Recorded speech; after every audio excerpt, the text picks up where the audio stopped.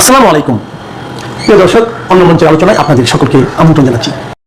নমস্কার, আমি তরুণ ঘোষ। সকালবেলা আমার টুকটা মানে দুটো ভিডিওতে এভাবে লেগে যাবে আমি বুঝিনি বাইরে। আমি লিখেছিলাম কি কি হতে পারে অনুকূল পরিবেশ সৃষ্টি না হলে পরে মাল যাবে না, এরকম একটা কিছু আমি লিখেছিলাম হেডলাইনে, থাম্বনেলে।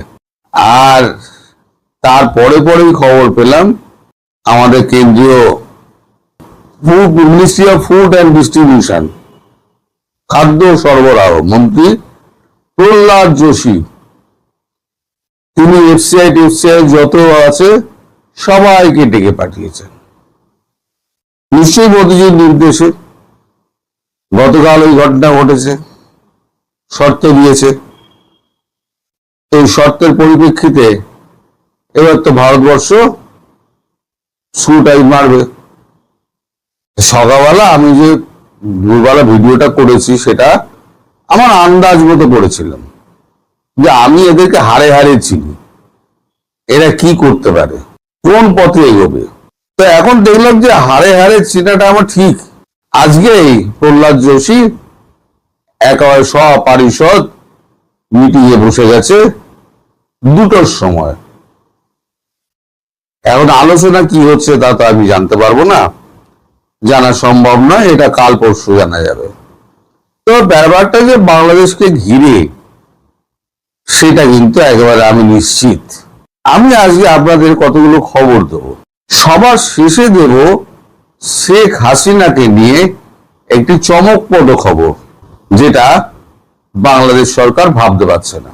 প্রথমে আসি, আমাদের কাগজ লিখেছে আনন্দবাজার, সর্বাধিক প্রচারিত বাংলা দৈনিক আনন্দবাজার লিখেছে, 2টো শর্ত দিয়েছে। এই দেখুন আমি দিয়ে দিলাম, 2টো শর্ত দিয়েছে। এই 2টো শর্ত না মানলে পরে মানে অনুকূল পরিবেশ হচ্ছে না, তাই তারেক রহমানের ঘোষণা হয়েছে তিনি আসবেন না। ঘোষণা কথাটা লিখেনি, ওটা আমার ভাষা। তো যেখানে বড় বড় করে লেখা হয়েছে না, তার জন্য উপহারের ডালি সাজিয়ে বসানো রেখে দেওয়া হয়েছিল। আমি জানি ডালিগুলো কি কি বলুন তো, সেটা হচ্ছে গঙ্গা এবং তিস্তার জলবন্টন চুক্তি। কারণ এখন এখানে শুভেন্দু অধিকারী বিজেপির রয়েছে, মমতা বন্দ্যোপাধ্যায় নেই, যে বাংলা দেবেন। এই 2টো জলবন্টন চুক্তি, কিছুটা প্রধানমন্ত্রী টু প্রধানমন্ত্রী, একদম মধ্যখানে বড় লোক নেই, আলোচনা একেবারে 80 ভাগ এগিয়ে যেত। দ্বিতীয় হচ্ছে পণ্য সরবরাহ, তৃতীয় হচ্ছে ট্রান্সশিপমেন্ট, এবং চতুর্থ হচ্ছে ভিসা, অবাধ ভিসা আর কি। আপাতত এই 4টি নিয়ে আলোচনা হওয়ার কথা ছিল। এখন শেখ হাসিনাকে মধ্যখানে এনে এরা যে গড়বড়টা করে ফেললো, শেখ হাসিনাকে ইস্যু করে দেশটার 12টা বাজালো। আর শেখ হাসিনা একটা ব্যক্তি, তার সঙ্গে দেশকে জড়াচ্ছ কেন? এটা কোন দেশের কূটনীতি? এটা কূটনীতি কেউ জানে না। কূটনীতি কিভাবে করতে হয়, শত্রুর সঙ্গে হাত মেলালেও মুখে কিন্তু একটা মৃদু হাসি থাকে এবং বডি ল্যাঙ্গুয়েজ খুব পজিটিভ থাকে। তারেক রহমান যদি এটা করতেন সব ভয়কে উপেক্ষা করে, তাহলে কিন্তু দেশটা বেঁচে যেত এবং তারেক রহমানের কপালে কিন্তু দুঃখ থাকতো না। কিন্তু তারেক রহমান করলেন ঠিক উল্টো। যদি এতই ভয়, তাহলে প্রধানমন্ত্রী হতে গেছিলেন কেন বাংলাদেশের মতো একটা রাষ্ট্রের? যদি আপনার দম না থাকে। নরেন্দ্র মোদী দেওয়ার জন্য রেডি হয়েছিলেন, কিন্তু আপনাদের কাজ। এখন নরেন্দ্র মোদী বলছেন যে আমরা এখন আদালতে যাব। আদালতে মানে আমাদের সুপ্রিম কোর্ট।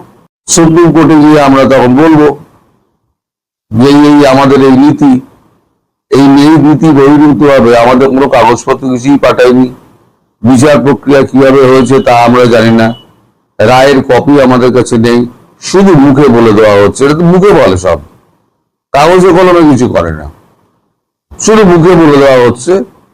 মুখে বলে দিয়ে আমাদেরকে বলা হচ্ছে যে শেখ হাসিনার প্রত্যাবর্তন চাই, প্রত্যর্পণ চাই। 2টো একই রকম ভাষা হয়ে যায়, গন্ডগোল হয়ে যায়। প্রত্যর্পণ চাই। তা ভারত ওটা নিয়ে কথা বলতো যদি তারেক রহমান ফেয়ার ইলেকশনের কথাটা বলতেন এবং আওয়ামী লীগের উপরে যদি এই যে বিধিনিষেধ যেটা জারি হয়েছে, যেটা ইউজ করে গেছিল এবং উনি একেবারে সরকারি ধাব্বা মেরে দিলেন, তার মানে ইউনুসের দেখানো পথে আপনি চলছেন, তাও ভারত নরম হতো, পরে দেখা যেত। কারণ ভারত তো মূল্য দিয়েছিল, জয়শঙ্করজিকে পাঠিয়ে তো মূল্য দিয়েছিল। কালকে নোট অফ ভারওয়াল দিয়েছে 23, 22, 23, 24 এই 3 দিনের মধ্যে আসলে আসুন, না হলে পরে আর আবার সময় হবে না, দিয়ে দিয়েছে। এই তো প্রত্যর্পণ চুক্তি, সেও হয়তো প্রত্যর্পণ হয়ে যেত আপনার ওই যে হাদির হত্যাকাণ্ডের, সেটাও একটা গিয়ে বলতে পারতেন। এখন আমাদের দেশের যে আইন তো চলে আমাদের একেবারে লিখিত যে কেতাব রয়েছে, সেই কেতাব অনুযায়ী, তার বাইরে এক বিন্দু যাবে না। সে সরকারের পক্ষে যাক, সরকারের বিপক্ষে যাক। এখন আপনারা তো সেই সুযোগটা নিলেন না। এখন শেখ হাসিনার ব্যাপারটা পুরোপুরি আদালতের হাতে চলে গেল। তার থেকে একটা বড় খবর আছে। বড় খবর হচ্ছে শেখ হাসিনা একটি মামলা করেছিলেন ইন্টারন্যাশনাল কোর্ট অফ জাস্টিসে, যে মামলাটি এখন ভারতবর্ষ পরিচালনা করবে।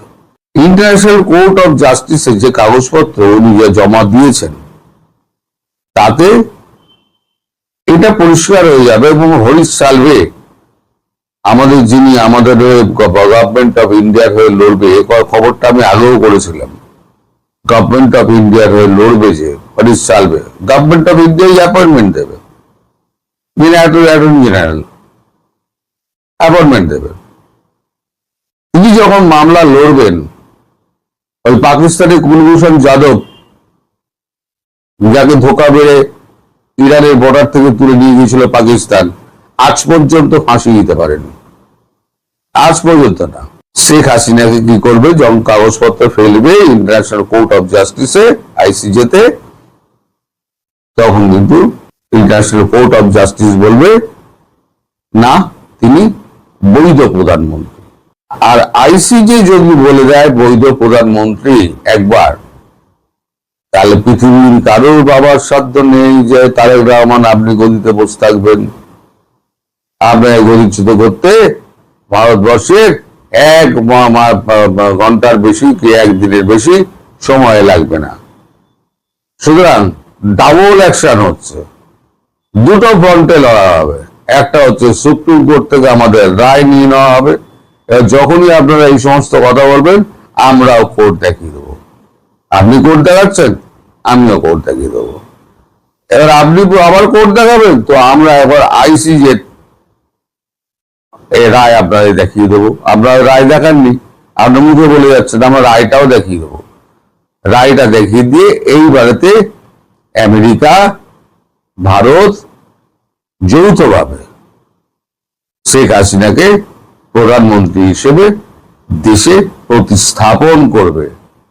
হ্যাঁ, আইসিজে রায়টা হাতে এলে দেশে শেখ হাসিনা তার আগে দেশে ফিরে যান, কোনো অসুবিধা নেই।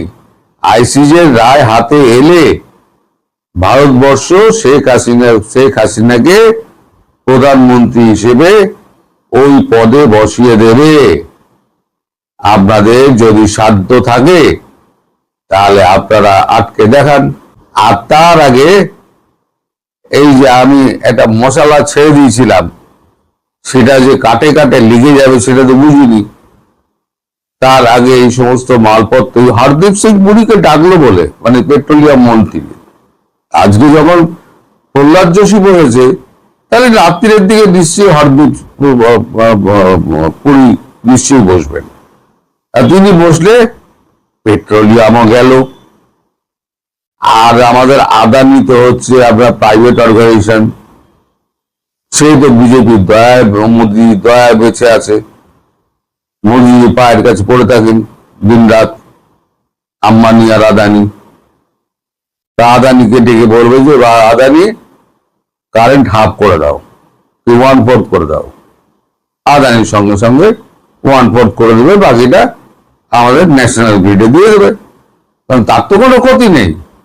সে যদি একটু প্রধানমন্ত্রী খুশি করতে পারে তাহলে পরে তো লাফাতে চলে যাবে। তাহলে আপনাদের ভাগ্যে কি জুটলো? আপনাদের ভাগ্যে জুটলো আদালত দিয়েছেন না, আপনাদের ভাগ্যে জুটলো আপনার শর্ত দিয়েছেন, তাই ভারত শর্ত দেবে না। ভারত শুধু কাগজগুলো জোগাড় করছে, একটা হচ্ছে সুপ্রিম কোর্টের রায় আর একটা হচ্ছে আইসিজের রায়। তারপরে শেখ হাসিনা আমার কথা মতো প্রধানমন্ত্রী পদে আবার পুনর্বহাল হবেন এবং দেশ শাসন করবেন। আপনারা তখন আশ্বাসিত জাতি হিসেবে আর পৃথিবীর বুকে পরিচিতি পাবেন না। আপনারা আবার একটা উন্নয়নশীল দেশ হিসেবে নিজেদেরকে তুলে ধরবেন, এই আশায় রেখে আমি আজকে ভিডিও এখানে নমস্কার, আমি তরুণ ঘোষ। সুস্থ থাকবেন এবং সাবধানে থাকবেন। নমস্কার। গতকালকে যে আমি যে পোস্টটা দিয়েছিলাম, পোস্টের নিচে অনেক রকমের কমেন্ট, এই ধরনের খবর তো কোথায় ছাপা হয়নি, এরকম অনেক। একজন বিজ্ঞ ব্যক্তি তিনি আমাকে একটা লম্বা একটা চিঠি দিয়েছেন। তিনি মাঝে মাঝেই আমার একটা একটা করে এরকম ঠুকে যান এসে ভদ্র ভাষায়। তা আজকে আমি এই ভদ্রলোকের এই চিঠিটা পড়ব, শেখ হাসিনা প্রসঙ্গে আসবো, তারপরে মিটিং কি হলো রাত্রিবেলা, আগে নিজের প্রসঙ্গটা আগে সেরে নি। লিখছে রো রো F4Y, তার মানে ফিক্টিটাস নেম, নিজের নাম দিয়ে করে না। বোঝা যাচ্ছে এরা হচ্ছে হয় গুপ্ত না জামাত। লিখছেন ভদ্র ভাষায়, আপনার আচরণে এত বেশি ছেলে মানুষই ভাব দেখা যায় যে আপনি গুরুত্বপূর্ণ কোনো তথ্য লিক করে বের করে আনবেন এমন মনে হয় না। আপনাদের পশ্চিমবঙ্গের আরো বিভিন্ন সাংবাদিকদের কথা তো শুনি, ওনাদের কথার মধ্যে প্রজ্ঞা, গভীরতা এবং বিশ্লেষণ পাই। তাদের বিপরীতে আপনাকে কৌতুক অভিনেতা টাইপের লাগে। আপনি প্রচুর বাড়তি কথা বলেন যা বাস্তবতার ধারে কাছেও না। আমার তো মাঝে মাঝে মনে হয় আপনি নিজেও ডিপ স্টেটের লোক কিনা, যে আওয়ামী লীগের লোকজনকে ধুলো দিচ্ছে। এটা হচ্ছে ওনার কমেন্ট। ওনার কমেন্টের আমি কোনোদিনই উত্তর দিই না। আজকে আমি ভাবলাম আপনাদের সঙ্গে এই কমেন্টটা শেয়ার করব। 2024 সালে যখন আমি শুরু করেছিলাম তখন কিন্তু আপনাদের পাশে কেউ ছিল না। আমি কিন্তু আপনাদের একটু শ্বাস নেওয়ার জায়গা দেওয়ার জন্য আমি এটা শুরু করেছিলাম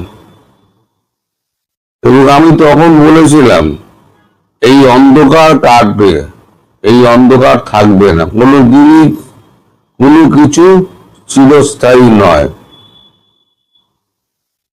তখন প্রচুর আপনারা আমায় দেখতেন, তখন এত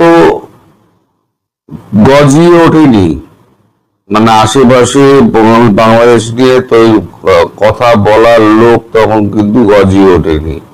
একমাত্র এই বান্দা 2024 সালে 5 আগস্টের পর থেকে আমি টানা করে যাচ্ছি এবং আপনারা সাক্ষী। একদিনের জন্য শেখ হাসিনার বিরুদ্ধে গিয়ে আমি কোনো কথা বলিনি। ফলে আমি শেখ হাসিনাকে ডোবানোর জন্য যে কথাগুলো বলছি সেই কথাগুলো মানে ওনার কথা অনুযায়ী আমি ডিপ স্টেটের লোক হয়ে আপনাদেরকে আমি ভুল বোঝাচ্ছি না। তার প্রমাণ হচ্ছে আমি যা যা বলেছিলাম যে ইউনূসের ক্ষমতায় ইউনূসকে ছাড়তে হবে, ইউনূস জেলে যাবে।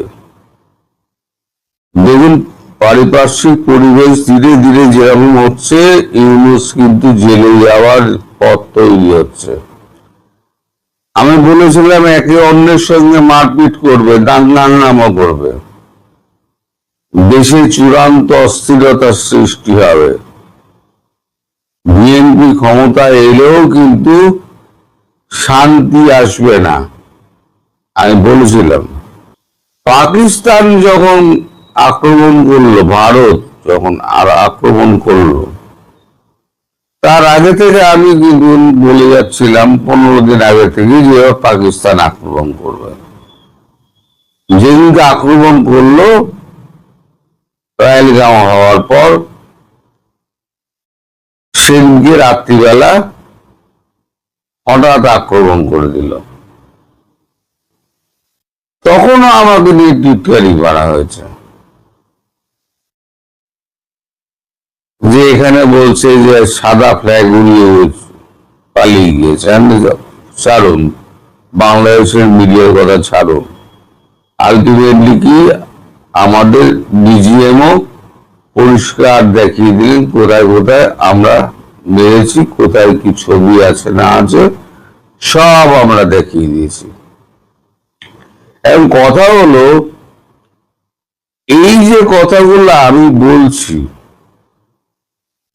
আজকে যে টাইমস অফ ইন্ডিয়া আমি কাজ করতাম, আমি যদি ছাপার অক্ষরে এটা লিখতাম,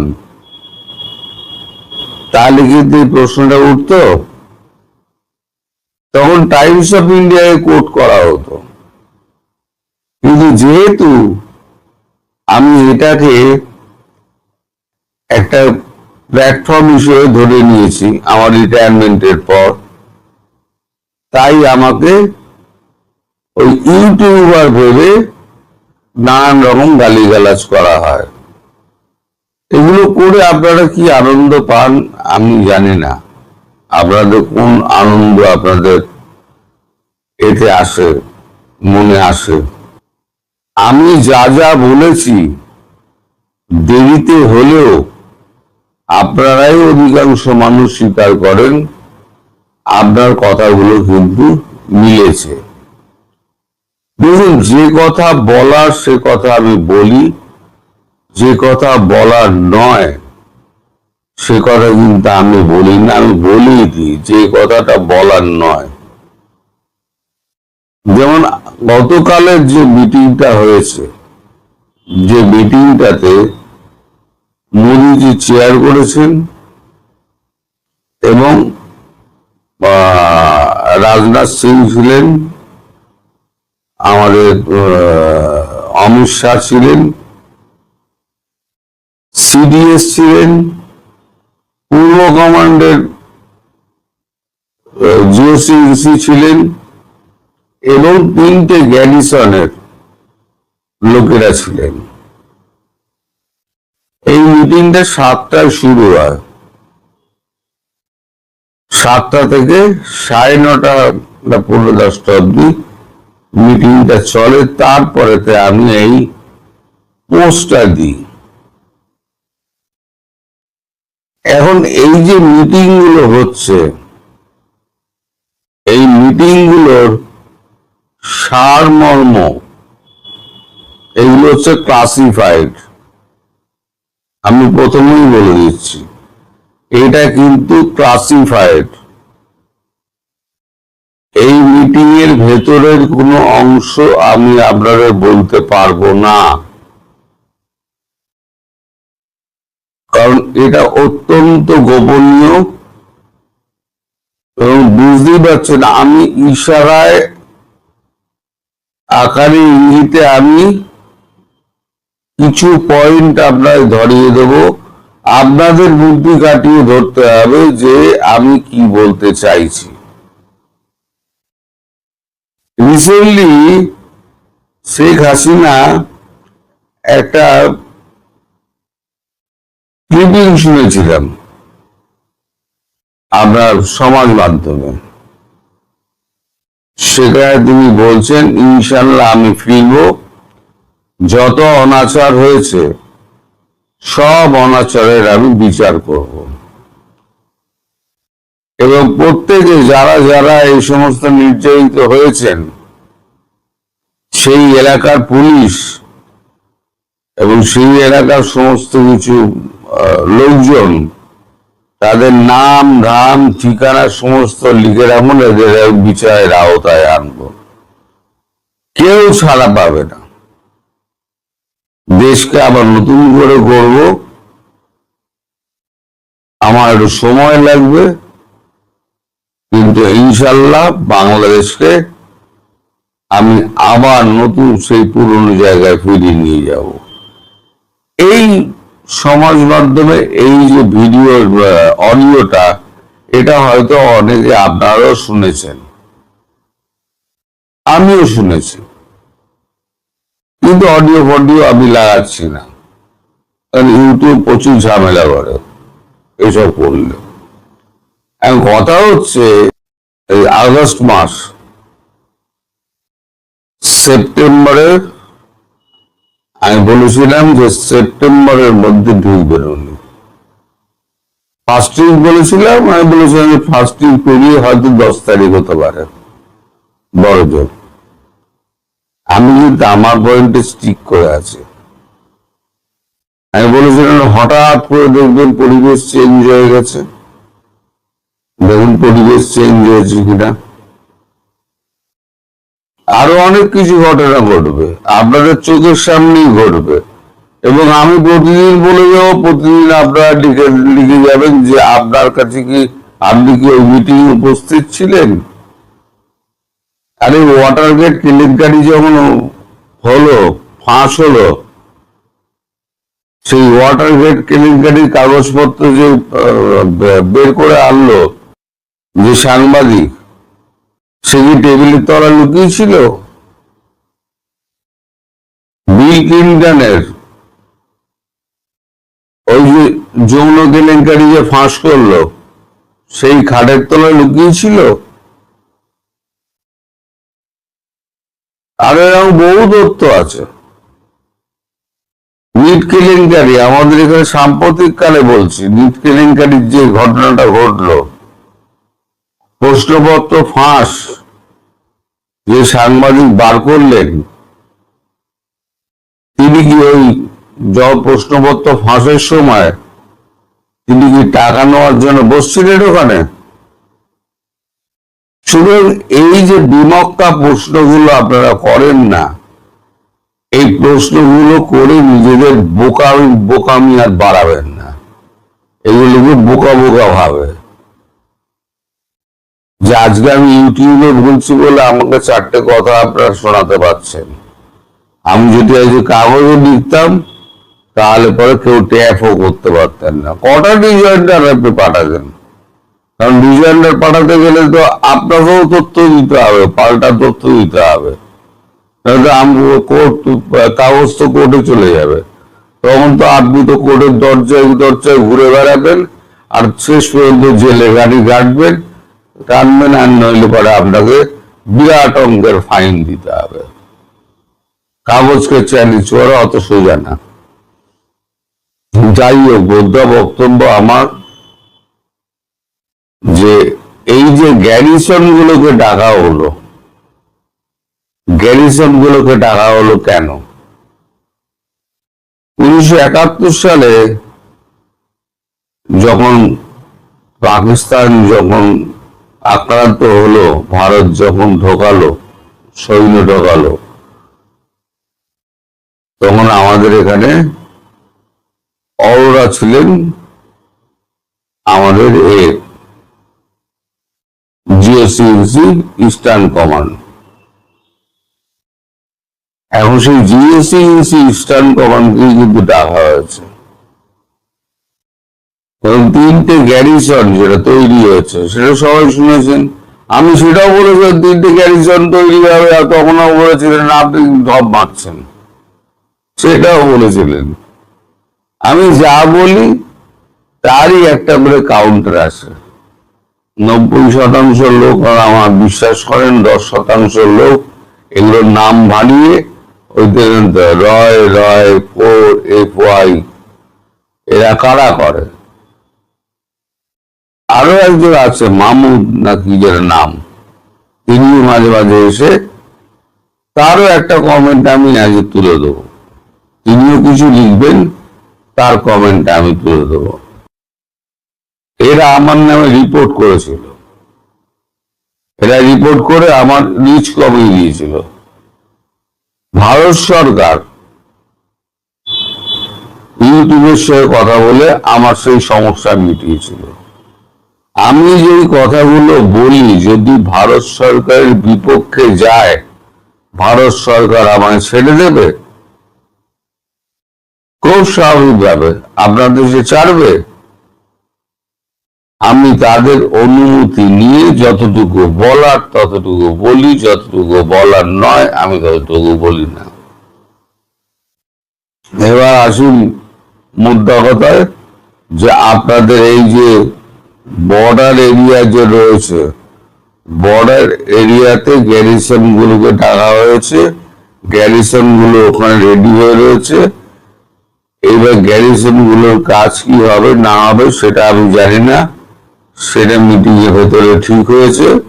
রাজনাথ সিং ছিলেন, অজিত দোভাল ছিলেন, 3 গ্যারিসনের কর্তা ছিলেন, সিডিএস ছিলেন, ইস্টার্ন কমান্ড ছিলেন, প্রধানমন্ত্রী ছিলেন, এবং উড়িয়ে নিয়ে যাওয়া হয়েছিল আমাদের ঢাকা থেকে রাষ্ট্রদূত দীনেশ ত্রিবেদীকে। দীনেশ ত্রিবেদীকে কেন ডাকা হলো? দীনেশ ত্রিবেদীকে ডাকা হলো বাংলাদেশ সম্পর্কিত কোনো কারণে, নইলে দীনেশ ত্রিবেদীকে ডাকা হতো না। আরো একটা কারণ হচ্ছে, শেখ হাসিনা মানে আর থাকতে চাইছেন না, আর থাকতে চাইছে না শেখ হাসিনা। এখন তিনি বলছেন যে আমি হেঁটে হেঁটে পারলে চলে যাব, আমাকে আটকাতে পারবে না। এদিকে তার নিরাপত্তা নিশ্চিত না করা পর্যন্ত ভারত ছাড়তে পারছে না। বরাবরই বলেছি, তার নিরাপত্তা নিশ্চিত না করে ভারতবর্ষ ছাড়বে না। সুতরাং ভারতবর্ষকে তার নিরাপত্তা নিশ্চিত করতে হচ্ছে। তার নিশ্চিত করতে গেলে যেগুলো দরকার সেগুলোই হয়তো সেই মিটিং আলোচনা হচ্ছে, নইলে গ্যারিসন গুলো এগোবে কেন? আমি এর বেশি কিন্তু কোনো আন্দাজ দেব না, আপনারা এর থেকে বুঝে নিন। গ্যারিসন কেন ওখানে 3টে গ্যারিসন থাকছে, সৈন্যবাহিনী কেন মোতায়েন থাকছে, বাংলাদেশের রাষ্ট্রদূতকে ডেকে পাঠানো হলো কেন, এবং সিডিএস ওখানে থাকলেন কেন, এইগুলো আপনারা মিলিয়ে নিন, দিয়ে 4 করুন। আমি কিছু বলবো না, কারণ আমার ওপরে ইম্বার্গো আছে, আমি ইম্বার্গো ছেড়ে আই বেরোতে পারবো না। সুতরাং আপনারা একটু বুদ্ধি খাটান, বুদ্ধি খাটালে আপনারা জানতে পারবেন। তবে একটা কথা বললাম, শেখ হাসিনা সেপ্টেম্বর 1st উইকের মধ্যেই ফিরবেন, তার আগে দেশ ফাঁকা হয়ে যাবে। আমি আজকে গ্যারান্টি দিয়ে আপনাদের বললাম, আগেও যেমন বলেছিলাম এখনো তেমন বলছি। আর আমি এই ভদ্রলোককে বলি, দাদা আমি ডিপ স্টেটের লোকটাও না, আমি পাক্কা ভারতীয়। সবাই ভালো থাকবেন, সুস্থ থাকবেন, সাবধানে থাকবেন। আর বিকেলে আর একটা চমকপ্রদ খবর দেবো, তার জন্য অপেক্ষা করবেন। নমস্কার।